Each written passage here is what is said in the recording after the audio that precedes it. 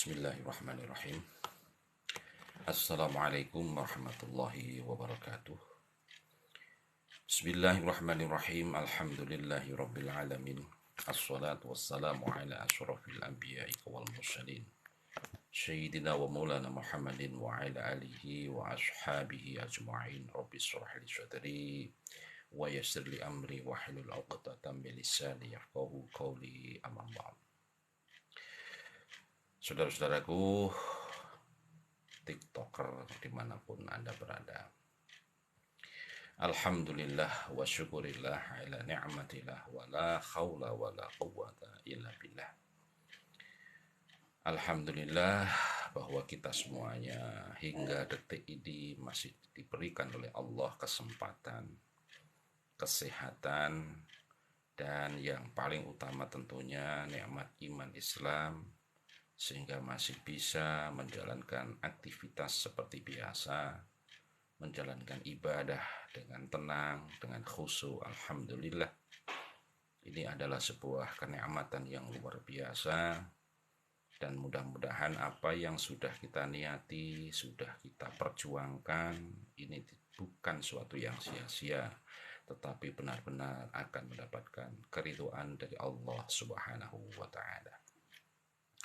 Saudaraku, kita sekarang ini berada di bulan Rabiul Awal, atau kalau di Indonesia sudah biasa kita kenal dengan namanya bulan Maulid, di mana bagi khususnya umat Islam tentunya bulan Maulid adalah suatu bulan yang istimewa, karena kita yakini di bulan Maulid inilah Baginda Rasulullah Muhammad Sallallahu Alaihi Wasallam lahir di dunia sebagai manusia atau insan yang termulia di sisi Allah Subhanahu wa Ta'ala, dan tentunya beliau adalah manusia yang dijamin oleh Allah sebagai Khotamul Anbiya, penutup para nabi, dan kelak tentunya adalah sebagai penghuni surga bersama orang-orang solih yang senantiasa mengikuti apa yang menjadi dawuh-dawuhnya, ya, dan yang sudah mengikuti apa yang beliau contohkan, ya, sebagai suri tauladan kita semuanya.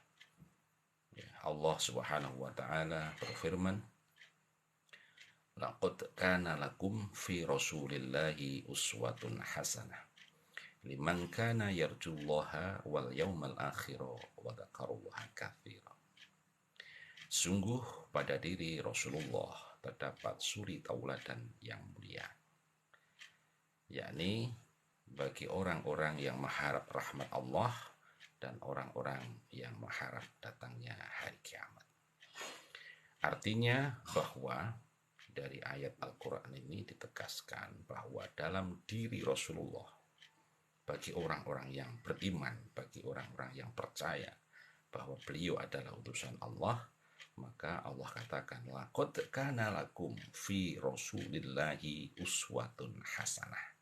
Sungguh pada diri Rasulullah itu terdapat suri tauladan yang baik. Dan ini tentunya tidak semua orang bisa menerima, sehingga di ayat Al-Quran itu dilanjutkan, saya ulangi, laqad kana lakum fi rasulillahi uswatun hasanah liman kana yarjullaha wal yawmal akhir, yaitu bagi orang-orang yang mengharap rahmatnya Allah dan orang-orang yang mengharap datangnya hari kiamat. Artinya, ya inilah bagi orang-orang yang mengimani, yang yakin, yang percaya bahwa asyhadu an la ilaha illallah wa asyhadu anna Muhammad Rasulullah. Aku bersaksi bahwa tiada Tuhan selain Allah, dan aku bersaksi bahwa Muhammad adalah utusan Allah. Maka tentunya ini bersifat khusus, ya, ini bersifat khusus. Bagi mereka yang tidak mengimani, ya tentunya tidak akan menjadikan Rasulullah Shallallahu Alaihi Wasallam sebagai sosok yang diteladani. Saudara-saudaraku, kaum muslimin tentunya yang selalu dirahmati oleh Allah, bulan Maulid biasa bagi kita umat Islam Indonesia mengadakan berbagai macam kegiatan atau aktivitas sebagai rasa penghormatan atas kelahiran seorang yang mulia, yang sangat berjasa tentunya dalam mendasari kita semuanya untuk beragama Islam. Rasulullah sendiri ketika beliau dulu masih hidup, maka beliau mengatakan kepada para sahabat, kenapa berpuasa hari Senin? Salah satunya adalah karena beliau dilahirkan hari Senin. Sebagai ungkapan rasa syukur kepada Allah, maka di hari Senin beliau Kanjeng Nabi Muhammad SAW selalu berpuasa. Ini menandakan bahwa Rasulullah sendiri tentunya sangat senang dan bersyukur kepada Allah atas kelahirannya di hari Senin. Maka kita sebagai seorang muslim tentunya juga sangat senang dengan kehadiran beliau. Maka sekali lagi, Maulid itu bukan ibadah dalam arti ibadah seperti sholat dan sebagainya, tetapi sebagai bentuk penghormatan kaum muslimin atas kelahiran baginda Rasulullah. Maka ada yang di Riyadhoi atau di penghormatan itu bentuknya ada yang dengan berpuasa, ada yang dengan bersolawat. Kenapa bersolawat?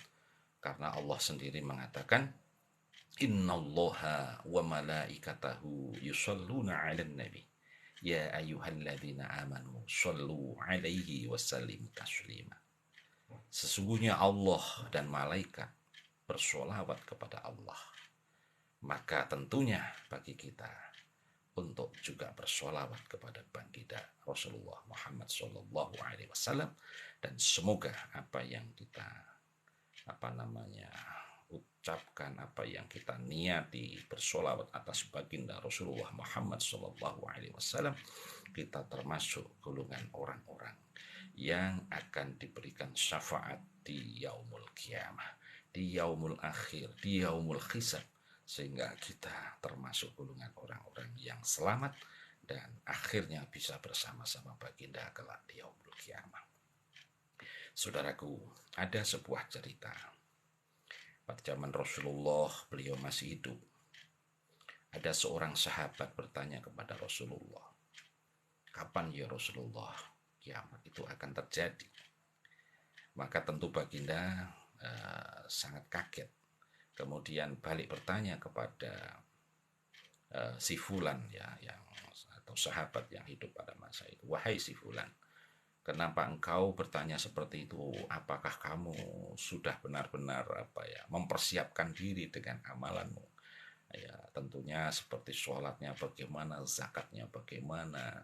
Maka sahabat itu mengatakan, ya Rasulullah, saya bukan termasuk orang yang istilahnya itu ibadahnya yang seperti orang-orang itu yang begitu luar biasa.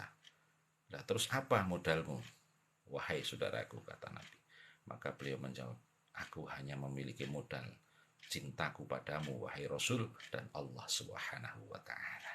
Maka kemudian Rasulullah menjawab, wahai saudaraku, engkau nanti akan bersamaku di surganya Allah Subhanahu wa ta'ala. Luar biasa.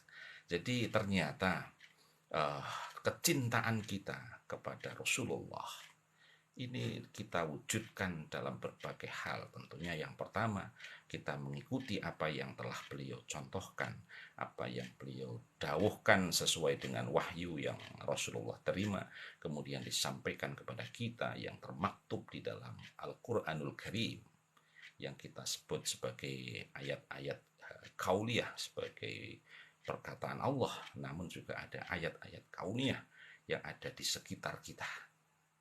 Jadi ayat-ayat Allah itu ada yang tertulis langsung di dalam mushaf Al-Quran, dan ada juga yang berada di sekitar kita sebagai pelajaran.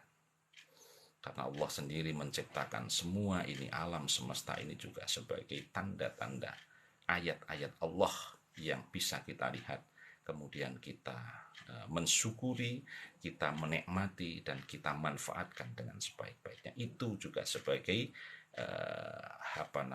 upaya kita mengikuti apa yang Allah perintahkan kepada kita. Jadi menjaga lingkungan alam sekitar ini juga termasuk ibadah. Jadi ibadah itu memang ada yang ibadah mahdhah dan ada ibadah ghair mahdhah. Ibadah mahdhah seperti sholat, zakat, puasa, ya, haji bagi yang mampu, ya.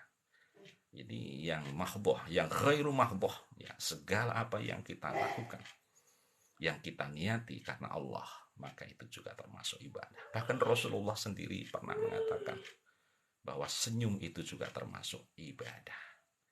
Ya, jadi kita tersenyum itu sudah termasuk ibadah. Kita berkata-kata yang baik itu juga ibadah. Kita membuat orang senang itu ibadah. Kita berada dimanapun membuat orang di sekitar kita menjadi nyaman itu ibadah.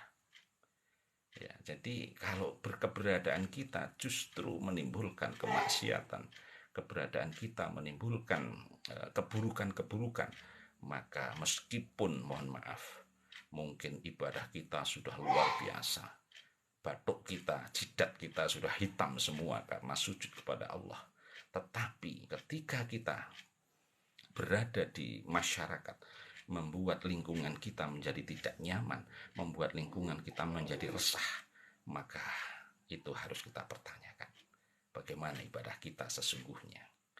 Sebab salah satu misi besar Rasulullah ketika diutus di dunia ini tidak lain adalah untuk menyempurnakan akhlak manusia.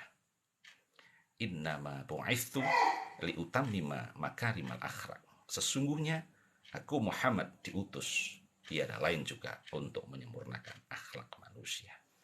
Maka akhlak ini sungguh luar biasa dan sangat penting karena banyak, bahkan ya sebagian besar ulama berpendapat atau jumhur ulama berpendapat bahwa dahulukanlah akhlak daripada ilmu.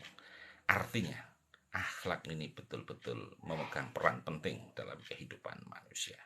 Maka tidak salah jika di dalam pendidikan kita di Indonesia, pendidikan karakter ini diutamakan. Kenapa? Karena karakter ini akan sangat berpengaruh dalam perkembangan dari peserta didik kita, anak-anak kita Indonesia. Kita tentu berharap generasi muda penerus bangsa ini memiliki akhlak yang baik.